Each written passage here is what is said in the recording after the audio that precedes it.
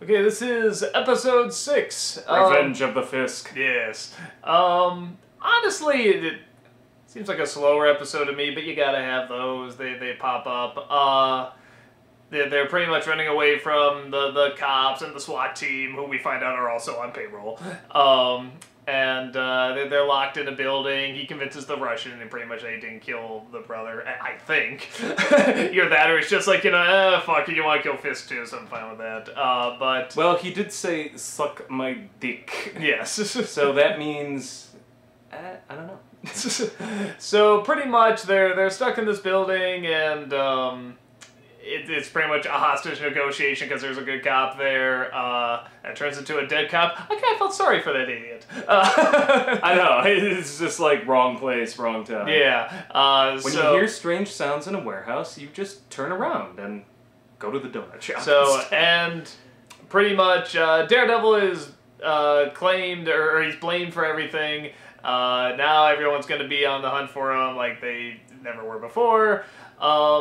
The only really cool, that was really legitimately cool, was when it was Fisk and Daredevil finally talk. Couldn't agree more. That's like the only thing in this episode that really sticks out for me. Yeah, like it's, and don't get me, it's not that it's like, wow, what a bad episode. It's like, I get it, you have to have the slower stuff, especially after an episode. It's like Avatar: The Last Airbender. It's like, all the episodes are good, so it's just ranking from best to good, and this one's just good. Yeah, it gets a little dull. I was sort of saying to myself, maybe they could have thrown a little action of him stopping me, like maybe other cops coming in or something like that. Part of it, too, is of all the episodes, this one really feels like the whole episode was shot in the dark. Yeah, and it pretty much is. You're in a warehouse with no lights or anything like that.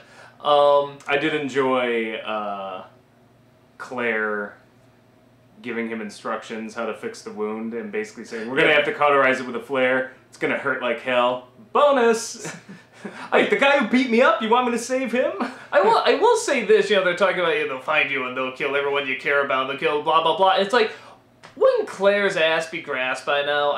Wouldn't she just be like, smoke? No, because that was through the Russians. That Fisk didn't know about? I don't know. Fisk seems to know everything. I don't think... I'm not sure the Russians trusted Fisk all that much, and they may have just referred to her as like, yeah, we found some girl that may know something. Mm. Like, I don't ever remember them giving her name out, and then they just said, we lost her. But, you could be right. But, for a guy that seems to have, like, people everywhere, I get the feeling he would know, but I guess you never know. But, yeah, no, that conversation, I always love those conversations. They did in The Dark Knight. It was wonderful when Batman and the Joker finally meet and talk. They did in Heat, when De Niro and Pacino finally meet and talk. I love those conversations. The main hero and the main villain, they've been built up, but they haven't seen each other. They finally get together, they finally meet, and they talk, and it's done cool, and it's, you and I are very similar, which is like, oh my god, you really just say when that? When they said that, I nearly flipped my shit, but the rest of the conversation saved it. Yeah. And it works, again, within that whole theme this show has about the juxtaposition between the two characters, because he's completely right. He's like, we really are the same. It's like, they both think they're saving the city. Yeah. And Murdoch's doing it, from the ground up, while obviously Fisk is just blowing things up. Mm. But, they both completely believe in the righteousness of their cause. Like, that's the thing. I don't get out of Fisk that he's like, oh yeah, I'm a terrible person only doing it for money. Like, he thinks he's doing something. Like, he thinks he's a creator. I think he knows he's doing terrible things. Oh, he's aware he's doing terrible things.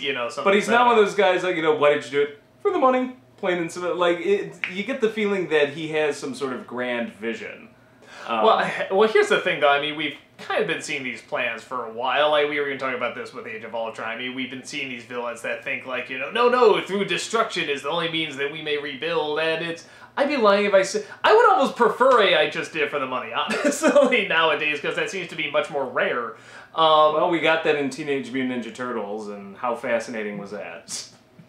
You know what? The way he put it, stupid rich. It was so stupid. It was a funny line, but like when it's all said and done, you can't really go back and talk about that character that much. It's just okay, but you don't go to Ninja Turtles to talk about any fucking characters. Okay, you go in to hear catchphrases and comedy and see turtles eat pizza and shit. All right, who did it for the money that you think was that compelling? There's a lot of people in Breaking Bad, honestly. Okay, well, okay. But that's Breaking Bad. You picked like probably the best. The Bates show. Motel, actually, they do it. They're pretty interesting. But yeah, there's it's interesting, but not to say that's bad. I mean that you can't have a villain that does that. It just seems to be the new thing that all these villains are doing. Yeah, but here's the thing: that would have been boring because that's what all the other people in this universe are doing it for. Like his collection, his cadre of minions, they're all doing it for the money. So you would have wanted it at top, just like, yep, just doing it for the money. With the way they set Murdoch up and everything, I think that would have been kind of dull. There's gotta be something. I mean, like, they got that's what the Affleck movie did. Like they got a little bit with the Joker, with just I just want anarchy and chaos and stuff like that. That's way different than doing it for the money. No. I know. I'm saying that there's gotta be other options out there, because I'm just finally getting like a little, like, everything else is good, but it's just like, yeah, okay, like, I get it, because it's like, no, because I can't think of anything else right now. I'm not going to be like, come on, guys, there's so many other options, when it's like, I can't think of that many else, but it's like, there's got to be something else out there outside of, we must level the playing field in order for a new world to grow. But it makes sense with his character. If it's well written... then I don't care, because they're making that connection between Murdoch and Vanessa, who's also the artist, and he considers himself kind of an artist, and the entire theme around him is control. And I will say, he literally wants to create, but he's doing it through destroying. The one thing that is kind of, we keep talking about, things being rationalized in their motivation and stuff, is that I will say, in some respects, I think everyone has gone through, they watch the news, they see a lot of shit going on, and I think people love to, just go to the simplest, can't we just nuke them, or so, like, everybody says, just or something or somebody, and they get, they just go to this horrible place where it's like, can't we just do this obviously wrong, terrible thing? Like, everybody goes there, like, once or twice, and then they wake up, wait, no, that'd be awful, we'd be terrible people. But I think because everybody goes there at least, like, whatever, once in their life, even if it's just for, like, an emotional second or something like that, people can identify a little bit more, at least know, I know where that person's coming from, they just never got out of that emotional second. Because a lot of people don't, either, but, yeah, maybe I'm just getting a little tired of that motivation, but like I said, I'm not acting like I know the way out or, like, the better motivation. It's just the one thing that's, like, I wish people could work, like, a little harder with that, but that's really nitpicking, because everything else they're working so hard on, I think they did work hard, really matters. Like, it's a perfectly written character. I don't know, I think because, maybe if I hadn't seen it, like, a million times before, or it seems to be, like, the new thing, with villains, particularly comic book villains, but, yeah, no, it's not like, it doesn't bother me that much, but, yeah, I think we're just getting down to, like, the nitpicking, like, Murdoch doesn't seem to act particularly blind and stuff like that, it's a nitpick. Yeah, aside from that, I mean, it's just a slower episode, and you need them once in a while. It could have been a bit more interesting. There's only so long you can look at, that blue warehouse or just a hospital. It's not my favorite episode. The best thing about it is the conversation with Fisk. Yeah, when that happened, I'm like, okay, like, now I'm interested again, Even, like, when he's giving the name of this, like, accountant guy or whatever, it's like, I'm thinking it's gonna be, like, a big name that I know or something. And maybe it's a name of the comic, I don't know, but it's like, oh, I thought it was, there's this guy, what's his name, this guy, what's his name? I thought it was gonna be like Bullseye or something, No, but it's Leland. The wormy financier. Which one was that? I'm sorry.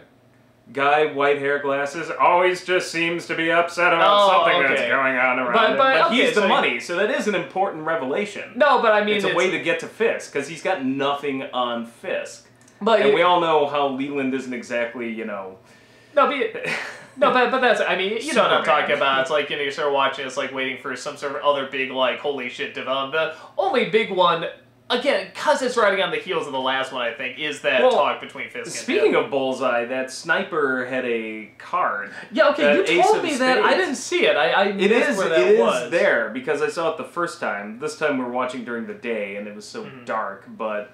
Yeah, so I don't know if that's supposed to be Bullseye, or why else would they put that in there? Yeah, I'm guessing it's got to be Bullseye. Yeah, there'd be no reason to put it in He certainly was a good sniper. He hit, like, 4 guys in a row. I don't know, it almost looked like he was aiming for the reporter, and then, like, I guess I'll hit that guy, bam, or whatever. I don't think so, because... Oh, he was following him in the sight. No,